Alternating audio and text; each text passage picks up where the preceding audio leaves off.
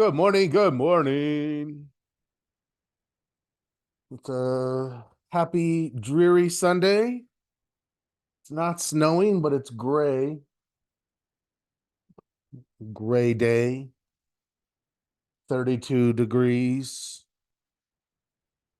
Good morning, Stephen. Thank you. Good morning, Michael. Good to see you, sir. Good morning, Bob. 20. Yeah, so you're a little colder than us right now. Good morning, Sandy. Sandy, good to see you.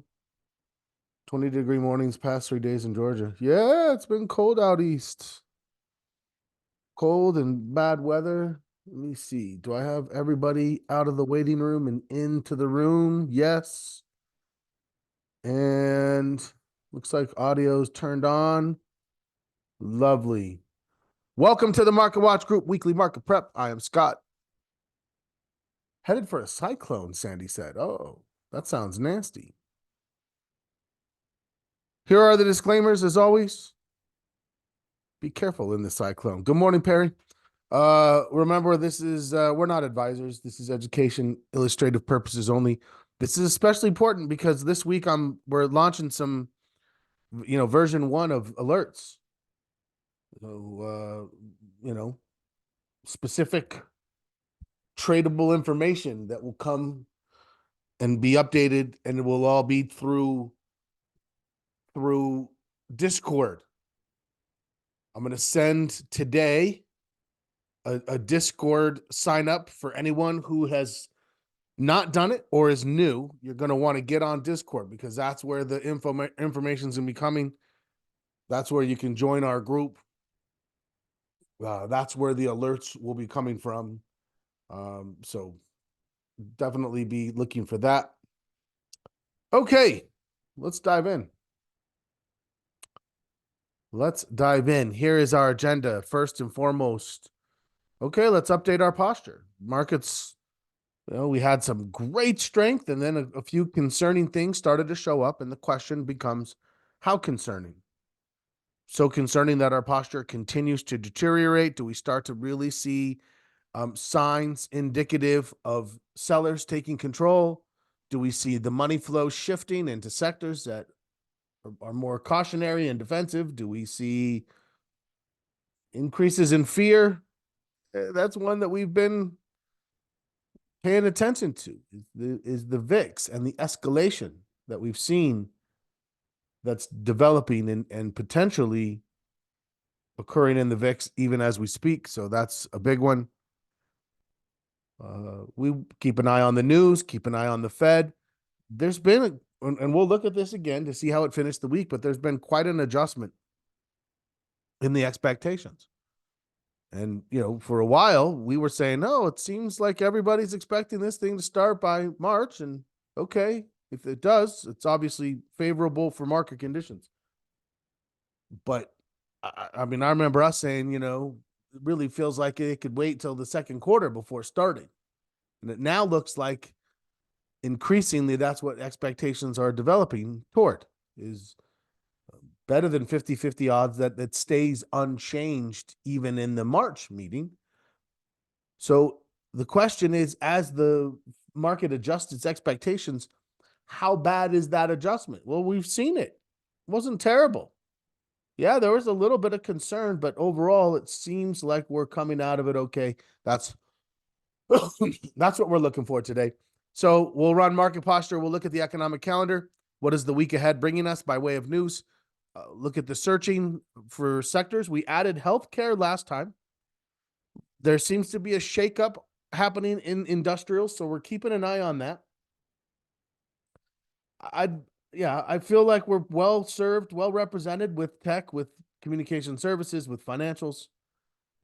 I feel like maybe consumer discretionary, but there's, I'm a little concerned that the posture is going to drop in sector rotation because we're starting to see not as much breadth. All of a sudden, a little bit of a slowdown. I don't know. We'll see. I'm open to it. But we will do some watch list maintenance. Then we'll review the list to see, do we have early setups? We really actually were getting the signals came Thursday with continuation trades occurring Friday. My expectation would be you're already in some bullish trades. Correct me if I'm wrong. Or possibly looking to get into some bullish trades in a continuation fashion this week. Steven said, paying close attention to hopefully place a call trade tomorrow. Okay, so there you go. Yeah, and then we'll talk about this week's trading plan section of the week. We are on section 4, risk management, which is fortunate because coincidentally last week in the Trading Foundations version 2, we were working on risk management and stages of a trade, which are both very important knowledge components to help build the risk management plan that you're pursuing, right? A strong, well-rounded risk management plan. That's what we're working on this week. So we'll take a peek at that. Okay. Let's get into it. That's how we finished. Friday was a good day. Chips were strong as can be. Let's go year to date. Nvidia all of a sudden is just and AMD. So yes, good there. Missed that one. Tesla's struggling. So is Boeing, obviously. Meta, Google look pretty good. Microsoft pretty good.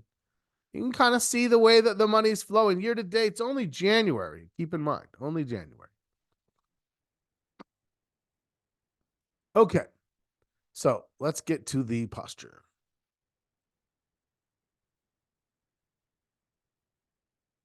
And if you're anyone who's new, remember that you in your welcome doc, you got links to the content library, links to the welcome doc, links, right? So you have links to all of this. In the welcome doc, you have the ability to download a trading plan, download a market, an options log or a stock log. You have the ability to download a blank market posture sheet. So all the resources you need are in here. All of the content information of all this, the education on the trading plan, the market posture, the trading foundations, all of that is in here. And this is your link. So just remember, those are your 3. These are also in all of the emails. So you should be getting email updates as well. All right, let's get to, and I actually updated. This is the most recent. So this is up to date. If you wanted to go back and copy and paste, you can go back and grab our postures and see, hey, what did they think at this time? What was going on here? And just sort of validate the process. Okay. Long-term trend. I don't have very much expectation that the long-term trend is going to change anytime soon.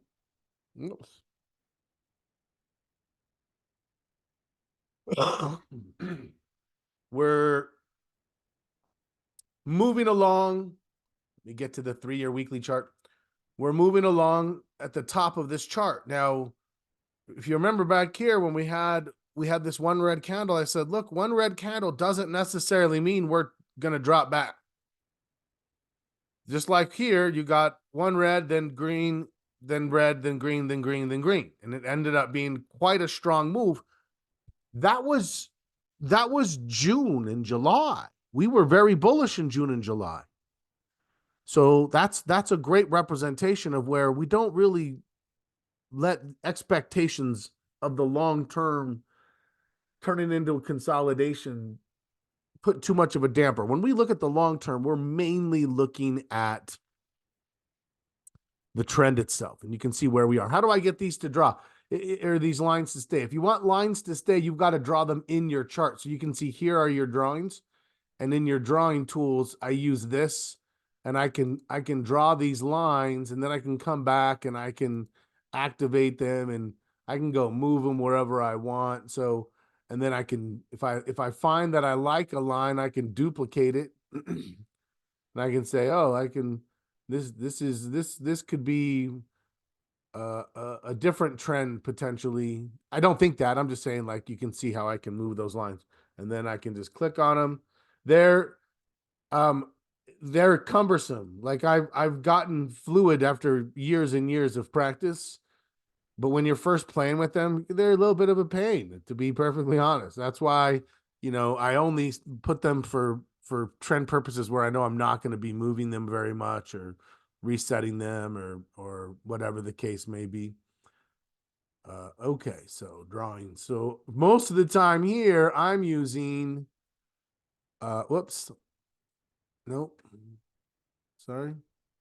Most of the time I'm using the webinar drawing tools, so I can just sort of put them on and then very quickly delete them using the webinar. Okay. No change. The trend is the same to me. We're riding along at the top of the trend, but the trend is still the same trend from the long term. Still strong. Everything's still good. It's not the strongest. I could potentially score it stronger still than that. But right now we're not getting information very quickly. It's long cycles. You can see, we have little, when it consolidated, it was kind of long. When it goes up, it's not giving very many swings per se. It could. So we'll see, but I'm gonna keep my score a 1 for now. Let's move down to the 6-month date. Let me know if you see it differently. If you're saying, oh, I'm changing my score, or if your score is higher or lower, I definitely want to have discussion. That's how we get good conversations going. Now going to the 6-month daily. Did I switch it? I did. What am I looking for here? This one's also been, we haven't seen real consistent trending. We saw this and we're like, that's great, but it's really kind of fast and it's hard to sustain. So we were scoring more accomplishment than we were necessarily the trend. This is trying to maybe set up, if you look at this.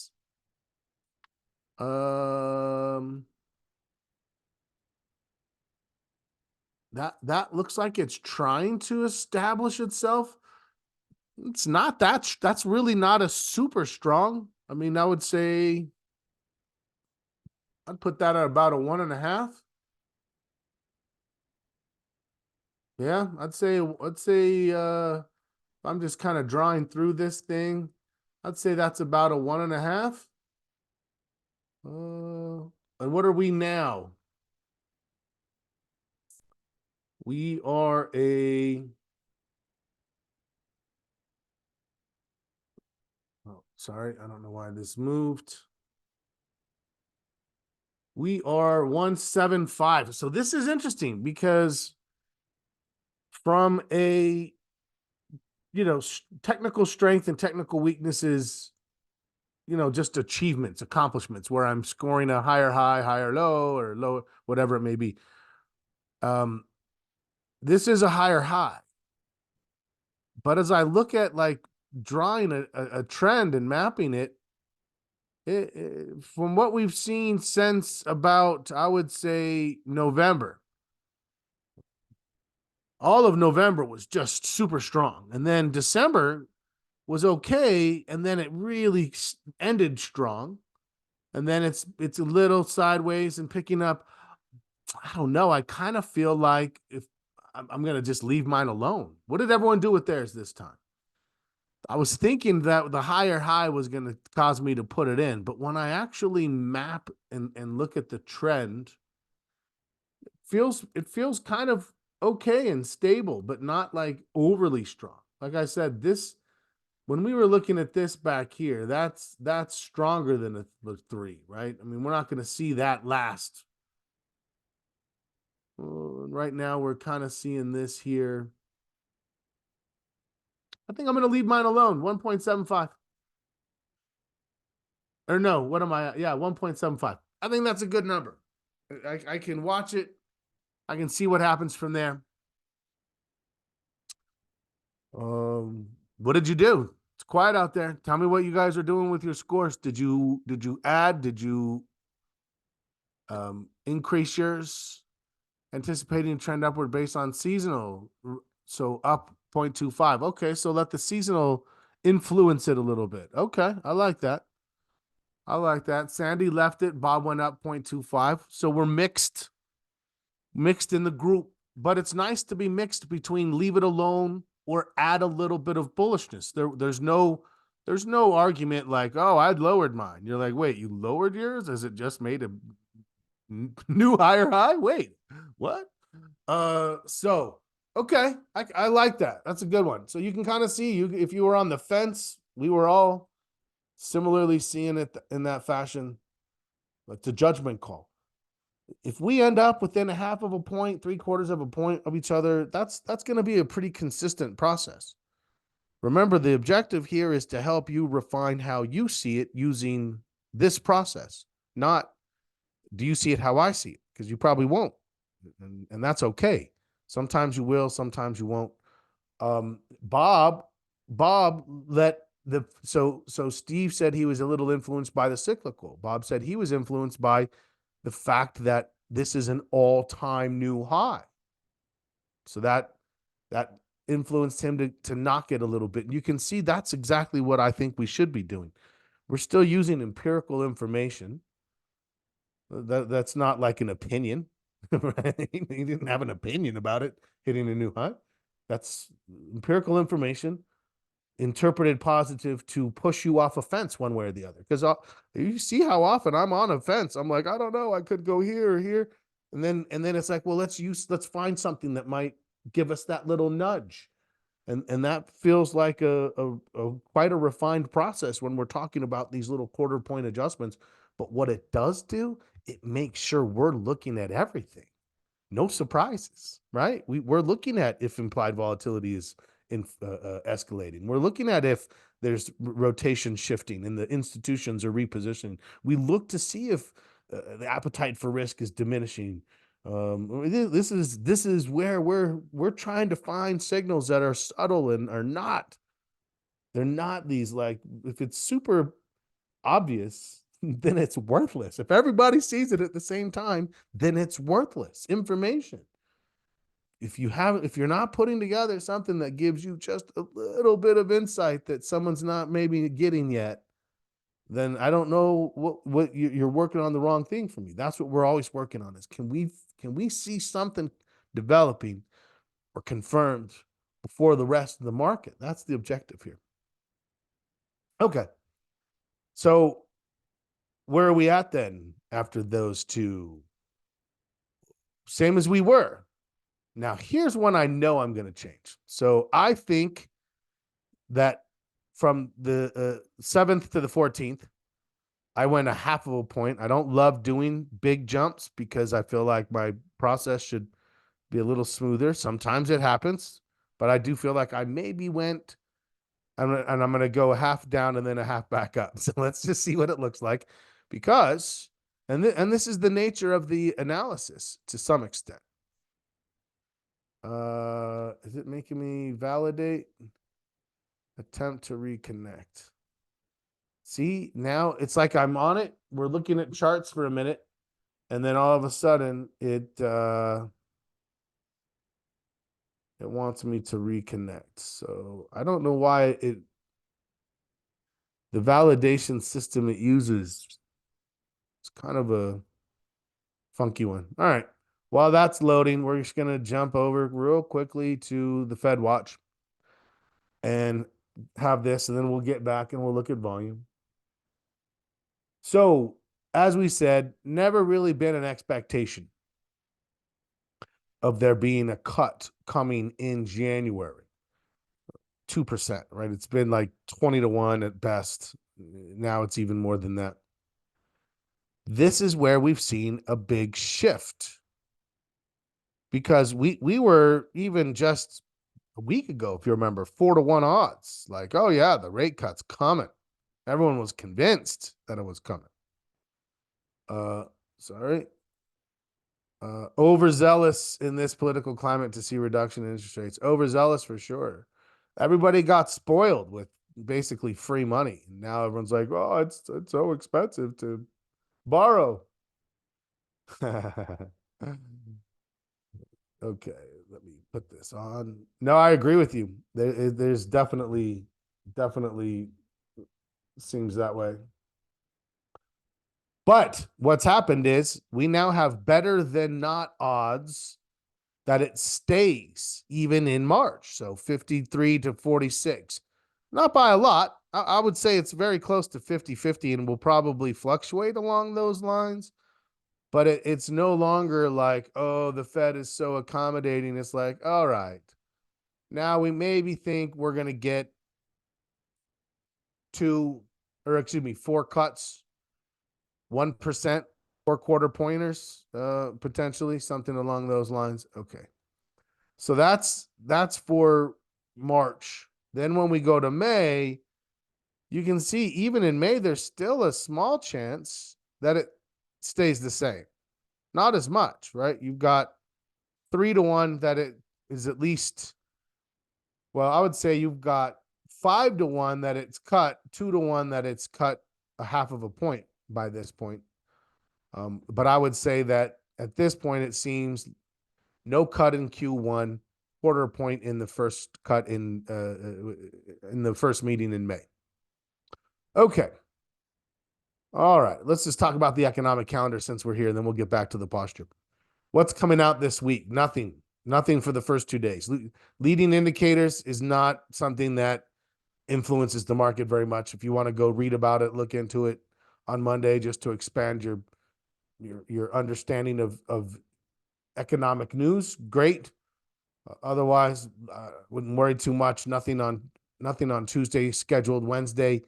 These S&P flash numbers are not widely used as well. Nothing really expected there. So you can see it's pretty light until the end of the week. And then at the end of the week, then we have what? Then we have jobless claims. Nothing expected. We're always just kind of maintaining there. We have inventories and durable good orders. It's Friday's news, right? A little bit of information Thursday. Friday, that's when we're going to then see our expectations around the Fed realign again, because we have income, spending, and PCE. That's one of the Fed's two favorite. CPI and PCE are the two inflationary measures that the Fed uses more than others. So there's going to be a lot of paying attention to that information on Friday. I think we may just see it moving the direction it had been going. So if it was bullish, that we may just kind of coast for those 3 or 4 days. Okay, let me get back to the chart. SPY. Let's get back down to a 1-month daily chart.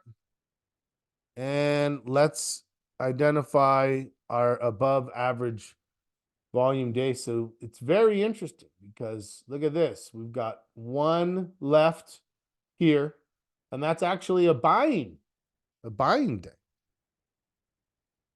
No forecast for PCE. I don't think they'll put it out. You could probably go dig it up, but I don't think they'll put it out until maybe Wednesday. We have three volume days here.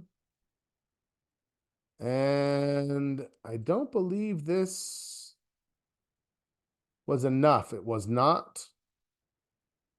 That was not a 5% increase. So that was not counting. And then we got these 2 days here. So now what do we have?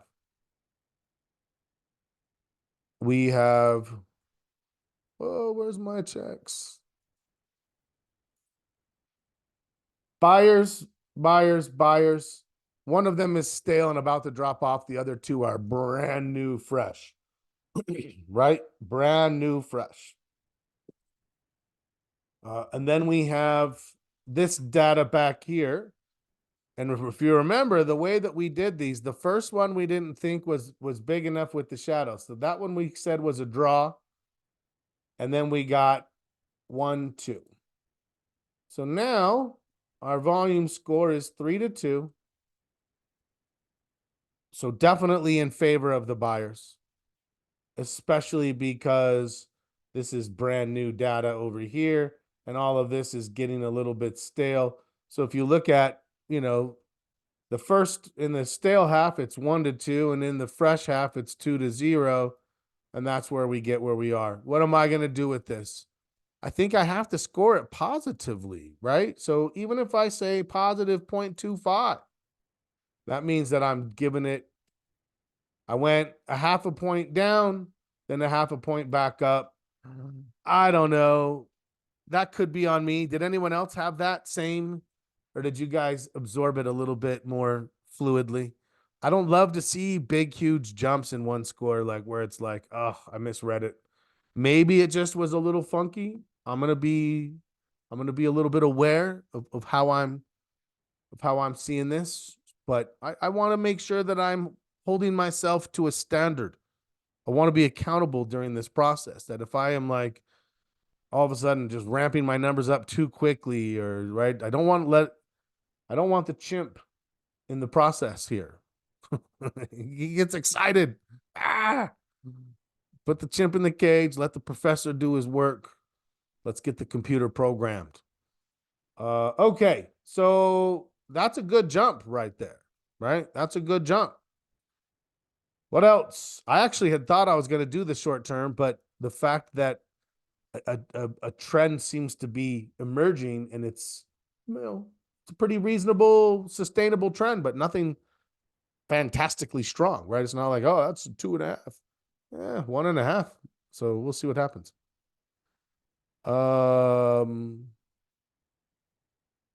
You dropped your volume to minus 0.25, or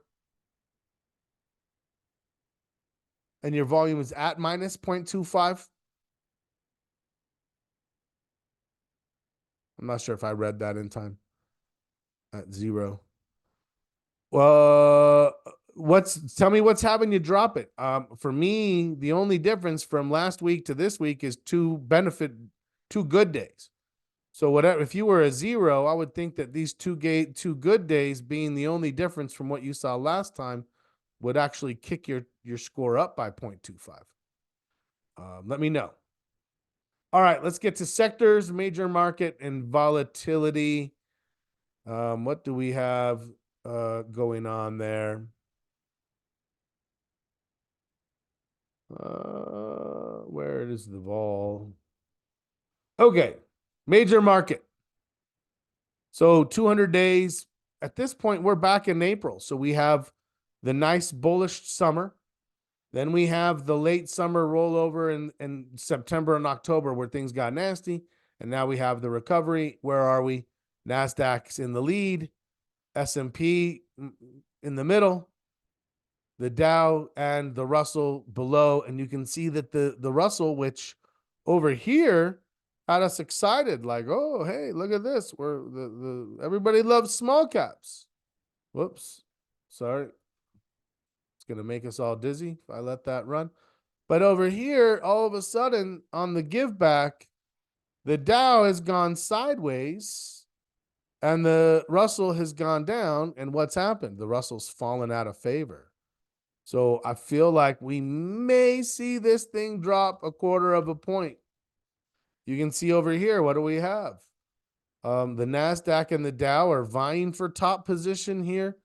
The Dow had been sitting up here by itself, and then all of a sudden a surge in the NASDAQ.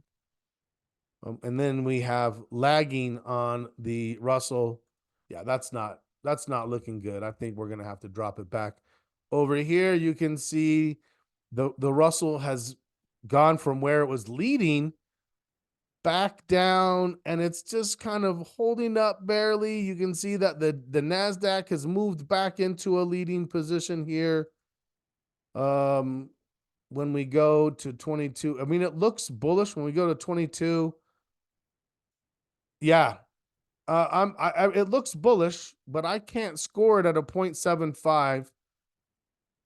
Oh, I'm not at a 0.75. I already dropped it 1/4. Ah, okay. So never mind. Hold on.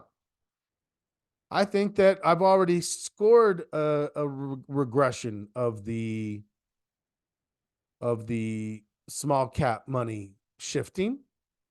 I don't see it as being fundamentally worse If I hadn't scored it, I don't know why I didn't look at this before. I was working off the assumption I was at a 0.75, and I'm like, yeah, no, the Russell's showing too much weakness to hold that up. But we actually scored that down last time. I'm going to leave it alone. I think it's okay. I mean, it still looks overall very bullish from multiple perspectives. The Dow is holding up. But it's not holding up like, oh, it looks defensive. It's holding up like people are more bullishly interested in Dow stocks than they are small caps. For a minute, when they thought that the Fed was going to lower rates, they got excited about small caps. But then when we see the market temper itself and adjust expectations, that's actually a big piece of it. Right? They've adjusted their expectations out of small caps. That's where we see the most impact of the market pricing a little less dovishness into the market, a little less accommodation by the Fed.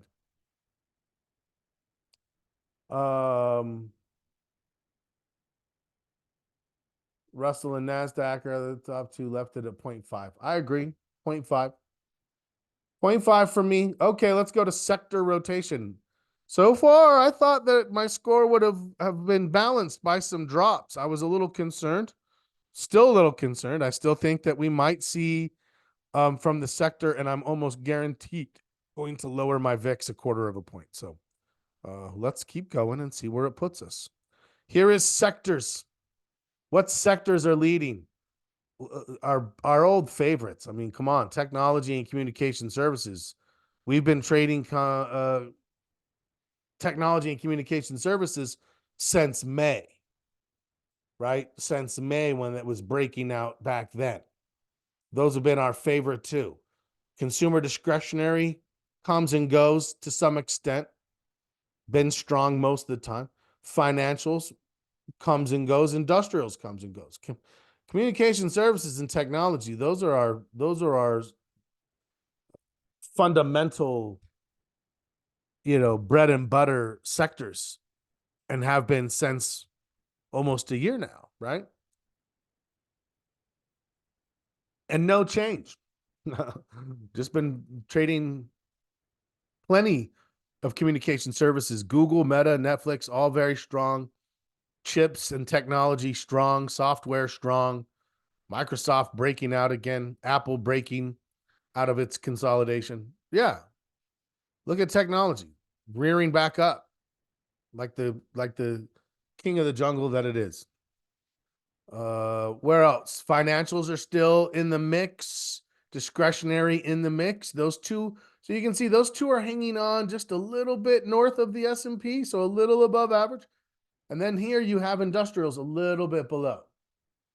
So from this perspective, industrials, you can see it's just not, it's not hanging with the big boys up here anymore. Healthcare, we saw a little bit of a surge in healthcare, and we added some stocks to our list. Materials moves, money's moving out of materials, money's moving out of energy, money's moving out of utilities, sideways on staples. So what does that tell us? It tells us, at least from this initial perspective, we don't see defensive posturing from a sector standpoint. Great. Is this still a 1? That's the question we have to answer. And when I say, is this a 1, you'll notice that this is scored. It's the only one, and it has been for quite some time. That this thing has been scored since early December. That we saw full strength in the sector rotation. Five across, broad-based.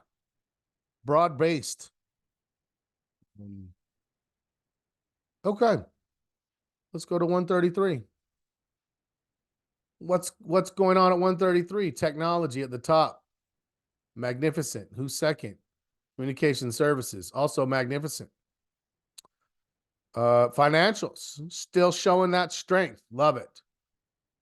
Healthcare, we saw that a little bit. And like, okay, it's confirming. So the fact that we added some of those, that looks like it's a good decision. Then down here, industrials. So you can see there's that industrials just a little bit struggling to hold up, keeping up with the Joneses. It's not happening right there. Then you can see materials is down, discretionary also. So discretionary and industrials are showing some concern for me. Um, Staples, fine. Energy, money flowing out. Utilities, money flowing out. Let's see if on the 66, those others can get back in position. So technology, magnificent. There's no concerns. The technology can lead by itself for a period of time. Even better when it has friends like financials. Like now you can see here's the watermark, and you can see that industrials and communication services are both a little behind, just a little behind.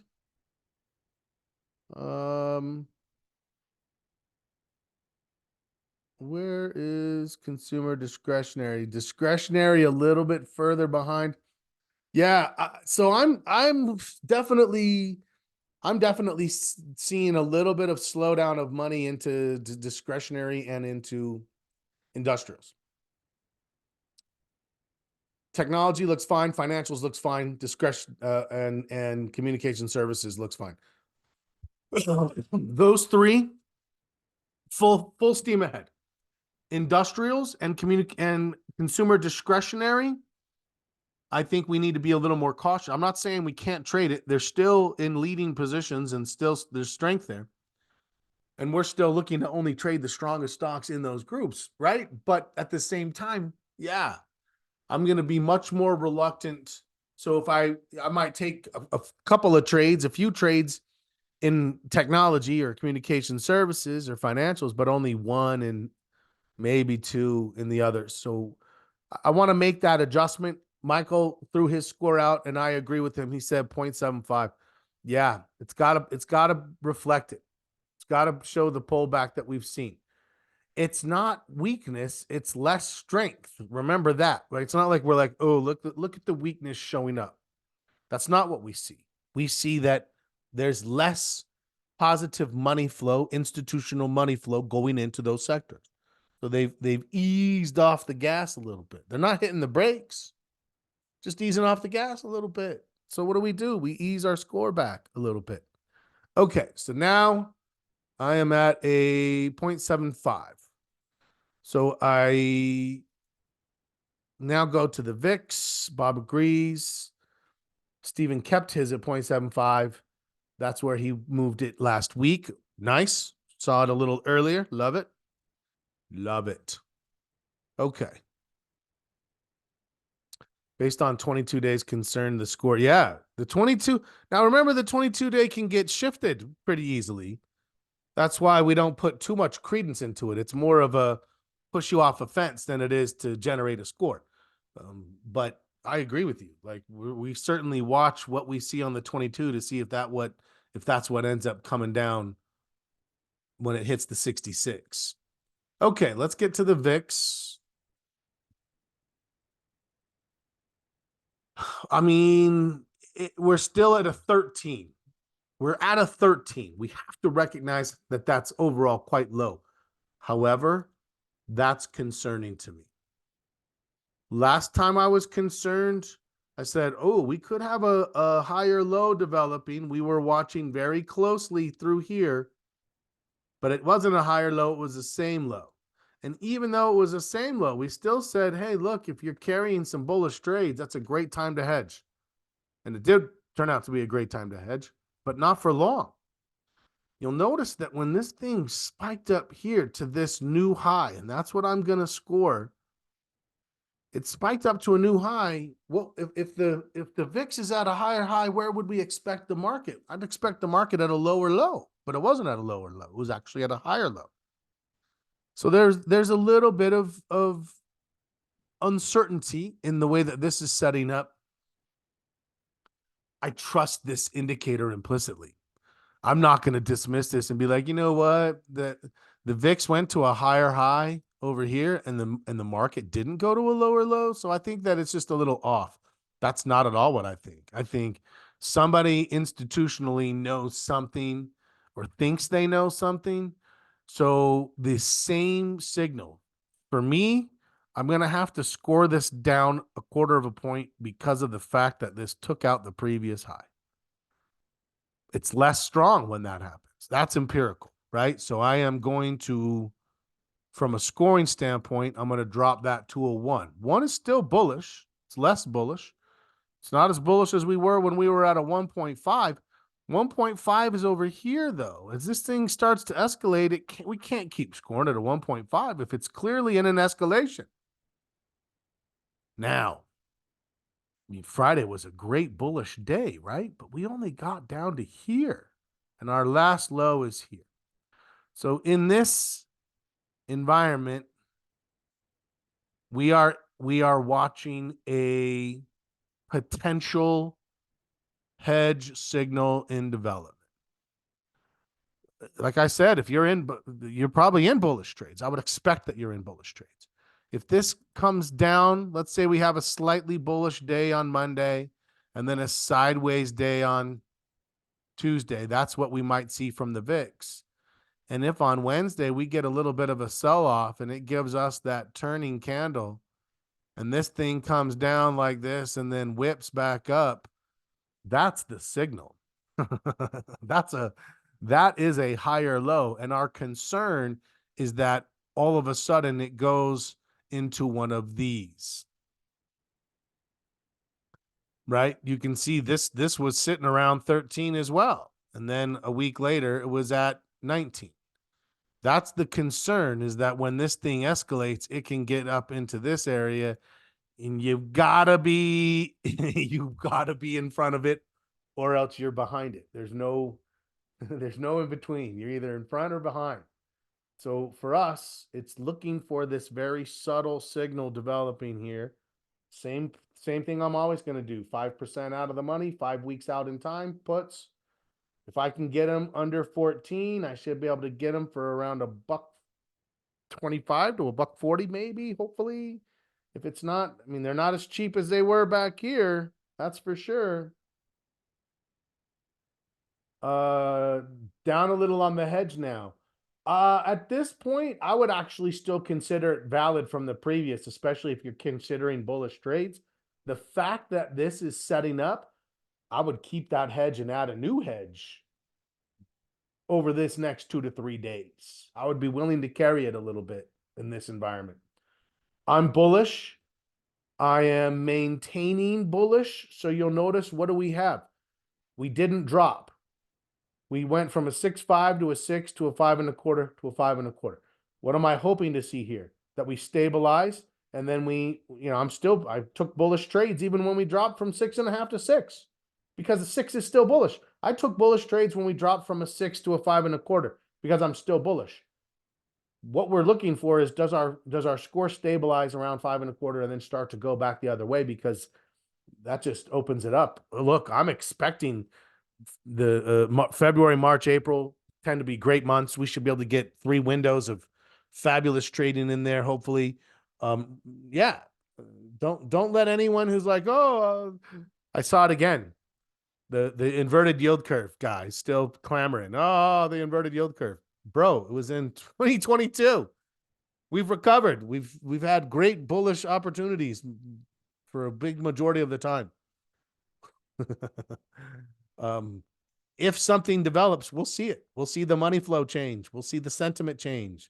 We're programming indicators that provide very subtle information. Most people are not pulling information the way we're pulling information. That's simple. Hopefully you're finding that what you're seeing in the news comes a few weeks behind us most of the time. We already talked about that. We already processed that. We're already moving on to what's next, what's coming down the pipe next. Steven says, it's amazing how we look at the data a little different, but keep close to the same score. It is interesting. It's interesting when, someone might score one thing higher and another thing lower, and we end up at the same place.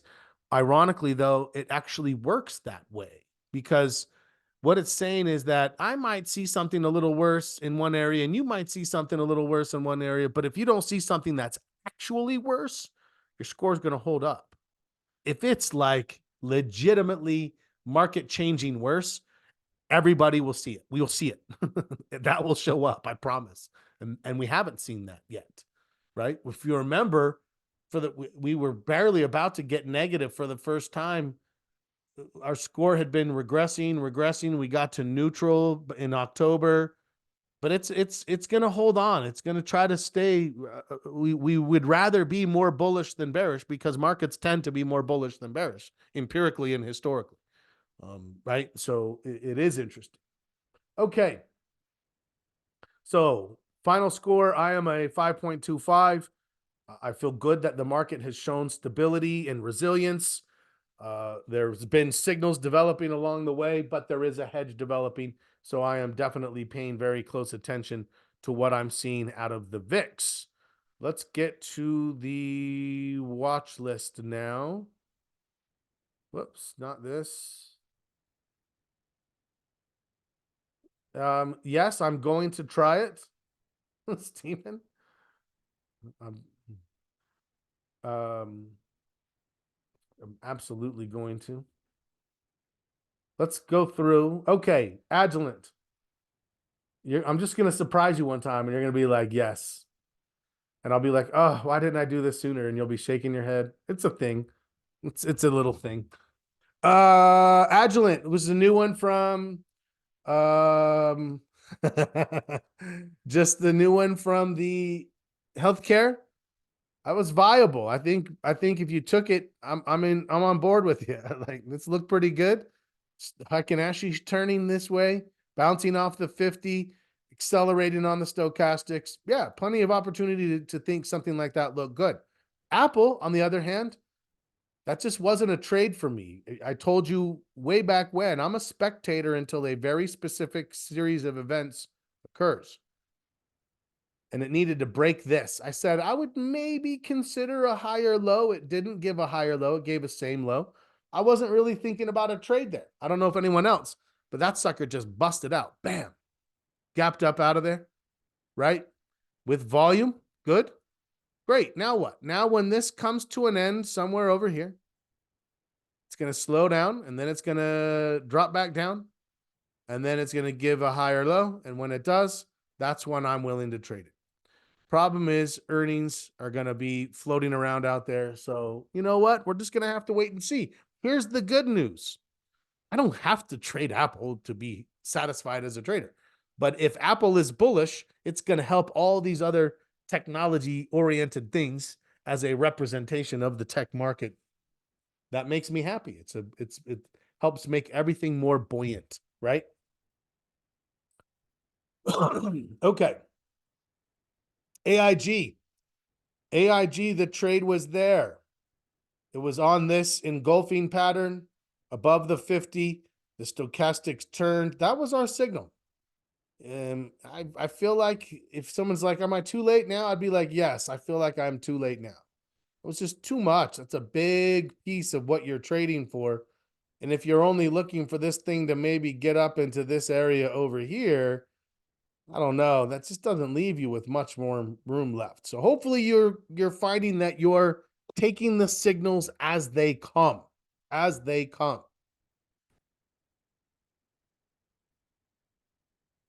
AMD, oof.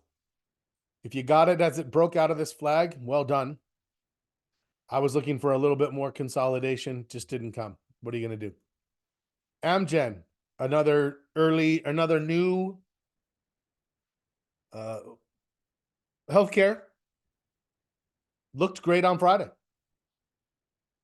If you missed it, could you still come in? Yes, because that's still a transition. You still have one more try. This thing can move. The healthcare stocks can definitely move and accelerate. Amazon. The signal really, I don't know. For me, it didn't have more than a pinch. The turn on the stochastics came here. Either of these 2 days would have been viable. Heikin-Ashi, now you have, I mean, that was it. It would have been on Friday. Stop loss down around 152.5 at this point. Yeah, I think Amazon looks pretty good. AXP, that was the signal, right? That was the signal. We pull back. We're at still above the 50, still above old highs. Turns, we get the candle, we get the stochastics. You don't have much time. We don't have much time, but yes, I think riding this next week would make perfect sense. I don't know if you have same thing here. Still may be time to try to catch it, but they report earnings on the 26th, which is Friday, I believe, but it's 26th before market. 26th before market means you would have to be out on the 25th, so you have until Thursday. All right, I got to start going a little faster. I'm not going to get through these. Boeing, nothing there for us yet. Eventually, maybe when it can break the consolidation, go through a reversal pattern. BK still waiting. That's possibly looking to break out of a flag and just keep on running. Looks very strong right now. BLDR, great signal last time. That's a tough one. I didn't take it. We'll see what happens there. But that does show increased strength in the industrials. BLK, financials. I'm not convinced just yet. I'd rather wait for this to get back up to like 820 and then trade the next pullback. BX, I think that one was a little too far the other way. I don't need to force trades. I have AXP. I have Citi ready to fire. That one right there is pinched. The candle setting up. If we have a bullish day on Monday, that looks like a bullish trade setting up right there. Caterpillar. Caterpillar looks under, not underwater because it's still above the 50, but the sentiment has shifted. And this is one where we're waiting to see if the buyers decide to come back in. Capital One bouncing, very similar to AXP, one or the other, right? ConocoPhillips, yeah, I'm going to keep watching it just because I like to watch an oil stock, but I have no interest right now in any energy. Costco just keeps on running. Fabulous looking stock. Nothing we can do with it though, right? The trade was back here. As it consolidated and turned out of the consolidation, and that's what we're seeing now on some of the other stocks, right? That was the trade over here. Now you're either still riding it or spectating. CrowdStrike. Flag, breaking out of the flag. Absolutely. Viable on Friday. Iffy on Thursday, viable on Friday for sure. Early Friday, as it broke the flag. CSX, nothing really there, kind of sideways. That's industrial anyway. We're a little iffy. Delta, a little iffy. Home builders, maybe, but you're just about a day or two away from earnings at this point on them. Like we said, the Dow looks pretty strong still. Elanco Animal Health. I'm still open to it, but it needs to develop a signal early next week. That's healthcare. Fastenal earnings were strong. Not much we can do but wait. That's industrials. That can help. GE earnings around the corner. I don't trade it. I watch it. I'm a GE jinx. Every time I trade it, it falls apart. Gold looks like it could be holding up. We'll see. Google. It just didn't really give much. Maybe if you saw this as the flag and that breaking out of it, that really didn't give much of a chance. This was great back here. Just a little quick hit. Still going, still looking strong. Goldman. I'd say Goldman looks viable. I just think Citi looks better, and I'm not looking for a lot of financials, right? You got AXP out of credit. You've got Citi out of financial institutions. Home Depot, same thing. That's hard. Maybe that's the flag. I didn't trade that. I'm looking to see if it still makes more of a consolidation. IBM, Steven got his target, 170. Looks a bit overextended. You're close to earnings. I don't know if there's much you can do with this at that point. ICE, nothing there. It's a little bit sideways. I like other financial stocks better. Intel, Intel. That's a maybe. Kind of failed to launch back here. Looks like it's trying. You don't have much time before earnings, but maybe there's definitely strength there, led by Nvidia. IWM concerning. JP Morgan looks okay. I like Citi better. Meta, tough, missed it. Great trade here. This was fantastic. Got out, waiting for this to pull back, and then it just turned quickly. Those are hard to catch sometimes when they turn quickly. It was on this day or not at all. Microsoft waiting for the next consolidation. Netflix looks like it's consolidating, ready to turn, but you've got earnings, so be careful. Nvidia, strong, strong, strong. Industrials. I think you could have thought about that one, but it's got earnings coming up. Here's another viable. I think if you don't like Citi, this is a regional bank. This looks pretty good. Strong stock. The Qs looks bullish again, doesn't it? RCLs try to maintain its bullishness. Here is a healthcare stock. That's a maybe for me. SMCI. If you got lucky, you were in it, but we were looking at that as being a consolidating stock. Snap. Maybe. Looks a little sideways, but that's a maybe. SPY, new highs, feeling pretty good about how things look. UNP, if you like railroads, there's one. I don't know. Like I said, for me, industrials is really the iffy sector. So I'm hesitant. There's our VIX. We'll see what kind of movement we get this week. Walmart has reversed. I would trade Walmart. Walmart and Costco are nice consumer staples, but they have a bit of consumer discretionary feel to them. I'll keep an eye on those. Here's our ETFs. XBI still looks bullish. Materials does not. Consolidating. Communication services looks bullish. Energy does not. Financials looks bullish. Industrials looks iffy. Technology looks bullish. Staples, tepid. Utilities, struggling. This is a good lineup. Our watch list is strong. We're full of good stocks. We still have good institutional movement. Not as good, but it's still good. Good enough to keep us at a 5. 5.25. I'm feeling bullish. I'm looking for bullish trades. I am also leery of a potential hedge developing from the VIX. So we'll watch that and we'll see if that develops. We'll see how the market comes out tomorrow, normal time, 9:15 a.m., 15 minutes before market open. We'll get together. We'll look at the futures and the news. And so gives you a possibility of 5 or 6 to look at closer. Absolutely. Remember, I'm going to send Discord, last chance to get signed up. Michael, any luck on your end? I didn't find anything. Everything I said told me that you should be able to just log in and click join and put our group name in there. But let me see if I can find anything else for you if you haven't been able to get in.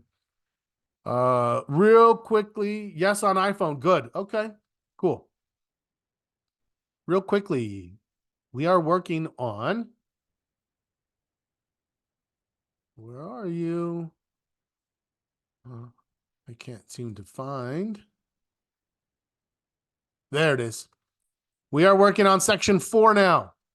Risk management. This is what you're thinking about. Your portfolio heat. How much risk on your portfolio? Your trade risk. How much risk per any given trade? Number of trades. How many trades will you have at any given time? Those 3 need to make sense kind of together, right? Checks and balances. You need to know how you're going to adjust risk and when and what will cause it. Typically for us, it's correlated to the market posture, as you can see there. You need to have your tsunami indicators. Obviously, our number 1 is the VIX. Secondary to that, we keep an eye on sector rotation and an appetite for risk, major market analysis. Those can trigger hedging scenarios. And the last part you want to be thinking about for your risk management from a core standpoint is what would cause you to take a break. Drawdown percentage, number of losing trades, or just simply recognizing you're not trading your best. This is the starting point. All of this, and it's like, oh, portfolio heat. I mean, you might have such a a varying description of in this market versus that market. How much risk am I willing to have? The devil is in the details. Sandy, I love your picture. I just noticed her Zoom icon is a picture of a chimp with a red X. I love it. Get that chimp in the cage. Okay. I will see everybody tomorrow morning, 9:15 a.m. We have windows of trading in front of us. Let's be ready. We have a plan. Let's stick to the plan and execute it.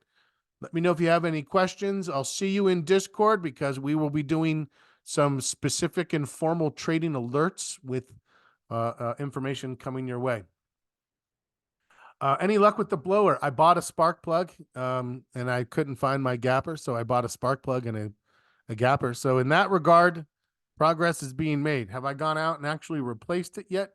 No. And my daughter's home. She came home. Her and I went on a little bonsai tree adventure that she gave me for Christmas. We made bonsai trees together. Well, we put them together. Anyways, taking her to breakfast now, and then she's heading back to school. So I've been spoiled by a little extra time with her. When are we to be in Discord for a group meeting? Okay, so we will meet Thursday morning again. Let's put that back in. But right now, it's have it open for messages because that's where the alerts are going to come. Yeah. All right. It's good to see everybody. Have a great rest of your weekend. Enjoy your Sunday. Be safe if the weather's bad. And as always, happy trading.